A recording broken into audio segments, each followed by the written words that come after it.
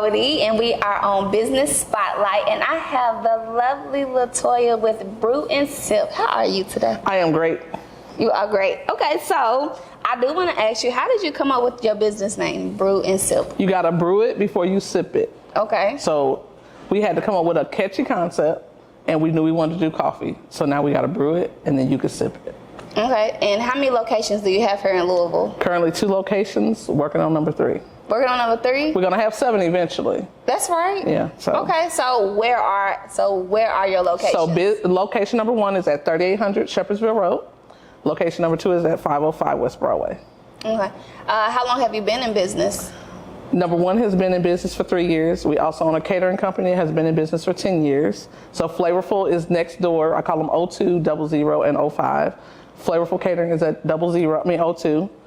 Brew and Sip number 1 is at 00, and 505 is the cafe. So did you have to take like any business courses or any like online degrees or to do this? Well, so I have a business degree. I also have an associate's. I'm a culinary artist too, so I have a chef degree. Whatever. Weird. But all my business stuff has come after that. And just most of it is trial and error, and then learning. I did a couple accelerators, graduated GLI accelerator last year. We're in an incubator now and an accelerator, so we stay busy. Okay, so when you were 18 years old, I know a long time ago, long but time that's when ago. they said we was adults, right? No, that's a lie. It is a lie. It's a lie. That's a lie. So legally, at the age of 18, is this what you thought you were doing? Ooh, y'all know what I wanted to do when I was Tell 18? me. When I was 18, this was before I even thought about coming to Louisville, so I'm a transplant. I came down here to visit the mortuary school because I wanted to be a mortician, because I was like, morticians always make money and they never go out of business. And everybody gonna die, right? But when I visited the mortuary school here, I was like, I'm not going to that thing. Why? The windows sit on the river. Like the windows, literally the back of the windows of the mortuary school are on the river. I said, somebody could kill you and throw you out the window. And that's what you was thinking. Yes, that's what I was thinking. And I said, no, that ain't it. So I've always loved food. My great-grandparents said that I could not people wouldn't pay me to feed them because that's not a business. And I was like, it is a business. And that's what your grandparents said? My great-grandparents. Great. My great-grandparents.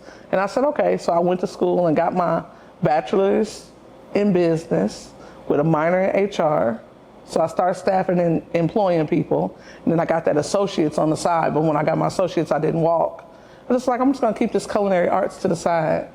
And when I needed a job, you can always feed people. Feeding people makes a lot of money. People don't realize it. So. Most definitely. Yeah. You do it on Facebook. People sell plates all the time, but and that's not plates. you. Yeah, plates wasn't back in the day. Like back in the day, we was not doing plates out of the house. What was y'all doing? Girl, my first business was a coffee cart in the public library in Indiana.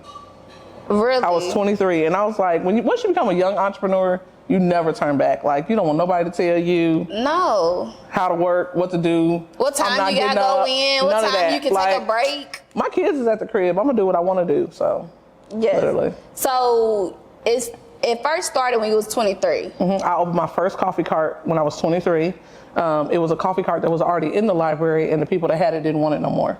So we put an RFP. So we had to position ourselves to be in that position.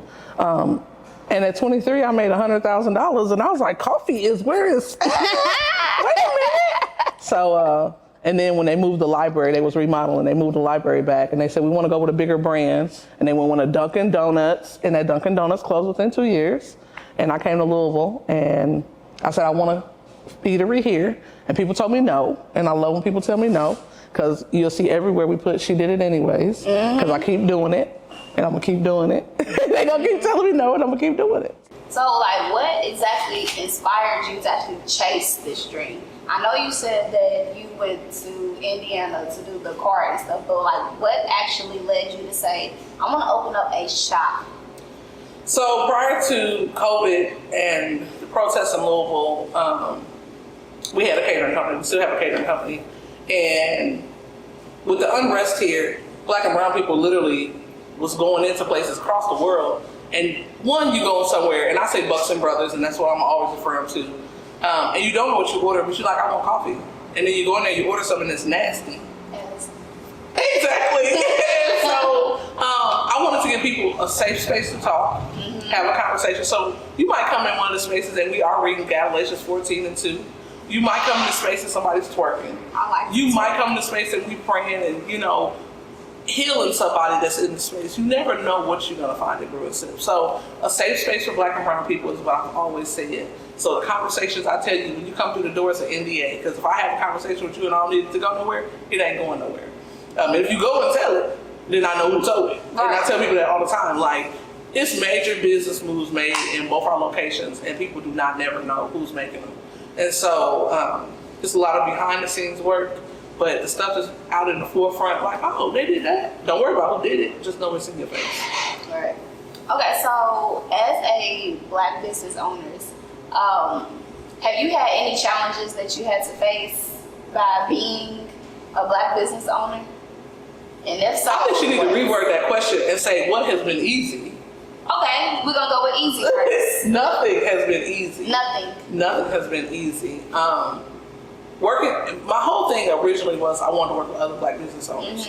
Working with us is the hardest thing to do because people say they can do something, then they can't perform, and then you ask for your money back, and you be patient, and you don't get it back, or they overestimate what they can do, and they underprovide.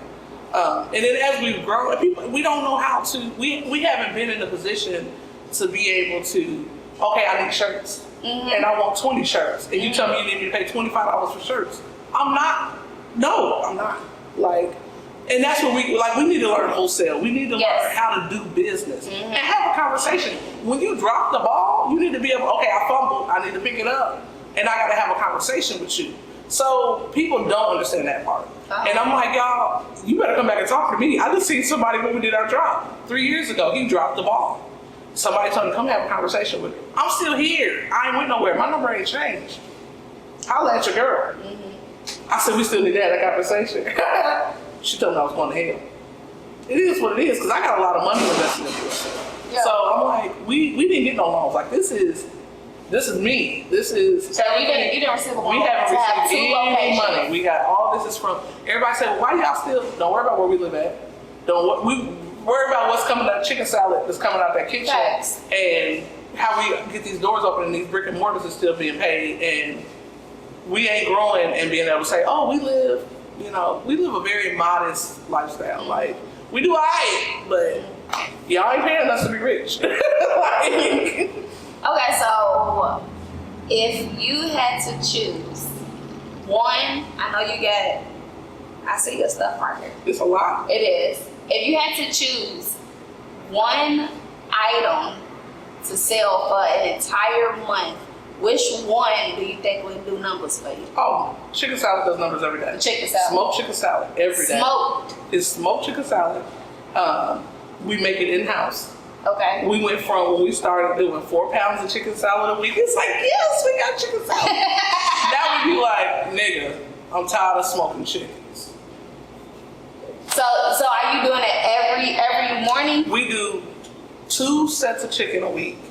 He does 8-piece cut-ups and thighs. So he's smoking 10 to 12 chickens at a time, breaking down whole chickens. And so people come here and buy it by the pound, like literally. Really? It's a whole thing.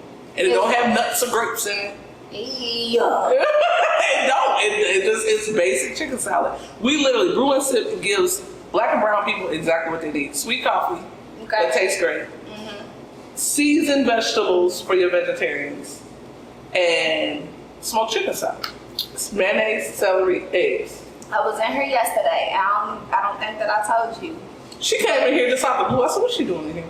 Looking raggedy. I didn't know that. We was busy. Yeah. You came in. Yeah. Like, I had the salted caramel praline. Fire. Everything. Fire. It was the caramel drizzle on it and like and the whipped cream. It was so good I was chewing the straw. That's how good it was. Like for real. So to conclude our interview, if there is anything that you would change now that you are here, you said 10 years from now? Like, where are we at with Brew and We're Sip? in year 3. We're at year 3. If there's anything that you could change that you have learned from the 3 years to the beginning, what would you have done differently? Now that you have 2 locations going on your 7th. Nothing really. What changed? Everything is a lesson. Coffee is grown in our countries, but coffee is not a black person's thing, and it needs to be. So I have been a trailblazer for us, and I tell people now we don't just own coffee shops. We the black Panera Bread. So chase that. Period. Like now you chasing that.